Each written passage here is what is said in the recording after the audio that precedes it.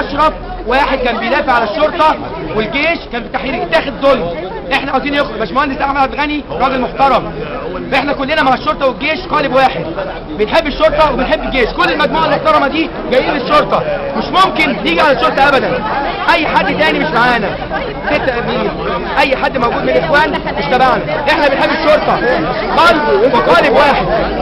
واحنا عاوزين الباشمهندس احمد عبد الغني اللي كان موجود في التحرير وممسوك جوه في النيابه يطلع، اناشد الفريق السيسي، اناشد كل المحترمين في مصر يطلعوا لنا الباشمهندس احمد عبد الغني، لان هو مع الشرطه ومع الجيش. مثلا انه كان بيدافع عن الناس، كان بيدافع عن الجيش والشرطه في التحرير، اتاخد ظلم كده موجود جوه. فاحنا نتمنى الخروج فورا لاحمد عبد الغني، باشمهندس احمد عبد الغني الراجل المناضل للجيش والشرطه، وادى عمره وحياته كلها للشرطه والجيش وتاخد ظلم. نتمنى خروجه يا ريت.